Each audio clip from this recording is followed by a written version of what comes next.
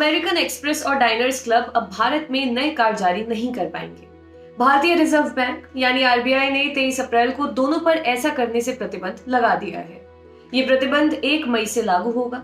RBI ने अपने एक बयान में कहा है कि अमेरिकन एक्सप्रेस बैंकिंग कॉरपोरेशन और डाइनर्स क्लब को 1 मई से भारत में नए ग्राहक जोड़ने से मना किया गया है। डेटा और अन्य जानकारी के रख रखाव से जुड़े नियमों के उल्लंघन को लेकर ये कार्रवाई की गई है। हालांकि ऐसा करने से पुराने ग्राहकों पर कोई असर नहीं होगा। आरबीआई ने अपने बयान में कहा है कि अमेरिकन एक्सप्रेस बैंकिंग कॉरपोरेशन और डाइनर्स क्लब इंटरनेशनल लिमिटेड पर 1 मई 2021 से नए ग्राहक जोड़ने पर रोक लगाई जा रही है।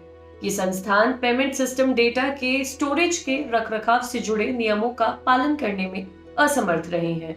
दोनों ही संस्थानों को payment and settlement system act 2007 यानी पीएसएस एक्ट के तहत देश में कार्ड नेटवर्क ऑपरेट करने की इजाजत दी गई थी।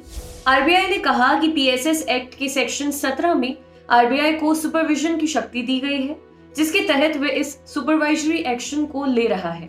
हालांकि आरबीआई ने यह भी साफ कर दिया कि उसके इस फैसले का इन दोनों बैंकों से जुड़े ग्राहकों पर कोई असर नहीं होगा और वे पहले की तरह बैंक की सेवाओं का इस्तेमाल करते रहेंगे। दैनिक जागरण की एक खबर के मुताबिक आरबीआई के इस आदेश के बाद अमेरिकन एक्सप्रेस ने कहा, हम आरबीआई के इस कदम से दुखी हैं। हम यथाशीघ्र उनकी चिंताओं को दूर करने के लिए उनके साथ काम कर रहे हैं। इससे भारत में हमारे मौजूदा ग्राहकों पर कोई प्रभाव नहीं पड़ेगा और हमारे ग्राहक हमारे कार्ड का पहले की तरह उपयोग कर सकते हैं। अमेरिकन एक्सप्रेस बैंकिंग कॉरपोरेशन और डाइनर्स क्लब इंटरनेशनल लिमिटेड दोनों ही पेमेंट सिस्टम ऑपरेटर्स हैं। दोनों को ही भारत में पीएसएस एक्ट के तहत कार्ड नेटवर्क ऑपरेट करने की इजाजत मिली हुई है, यानी दोनों ही कंपनियां भारत में क्रेडिट कार्ड जारी कर सकती हैं। 6 अप्रैल 2018 को एक सर्कुलर जारी किया गया था, जिसमें सभी पेमेंट सिस्टम प्रोवाइडर्स को निर्देश दिया गया था कि 6 महीने के भीतर सभी डेटा को भारतीय सिस्टम में ही स्टोर किया जाए।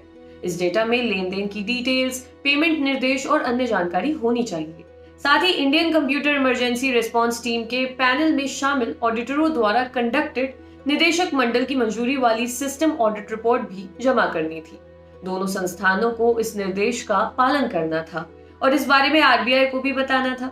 दोनों ही संस्थान ऐसा करने में असफल रहे, जिसकी वजह से आरबीआई को ये फैसला करना पड़ा। आपको बता दें कि आरबीआई ने मार्च के महीने में एचडीएफसी बैंक पर भी नए क्रेडिट कार्ड जारी करने से रोक लगा दी थी। एचडीएफसी बैंक में बार बार डिजिटल कामकाज में आ रही परेशानी के चलते आरबीआई ने ये फैसला किया था। बैंक ने इस बारे में शेयर बाजार को बताया था कि पिछले 2 सालों के दौरान डिजिटल कामकाज में कुछ परेशानी आई थी।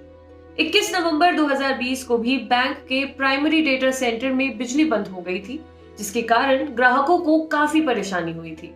दरअसल नवंबर में ही आरबीआई ने एचडीएफसी से सभी डिजिटल लॉन्चिंग और नए क्रेडिट कार्ड रोकने को कहा था। इससे पहले बैंक पर आरबीआई ने 10 लाख का जुर्माना भी लगाया था। आरबीआई ने बैंक के आईटी इंफ्रास्ट्रक्चर की जांच के लिए एक प्रोफेशनल ऑडिट कंपनी की नियुक्ति की थी। आरबीआई ने बैंक से कहा था कि गड़बड़ियों की जांच करें और जवाबदेही तय करें। आपके लिए खबर लिखी थी हमारे साथी वरुण ने। अगर आप ये वीडियो फेसबुक पर देख रहे हैं तो हमारे पेज को लाइक करें और यूट्यूब पर देख रहे हैं तो हमारे चैनल को सब्सक्राइब करें। देखते रहिए दी लल्लन टॉक। शुक्रिया।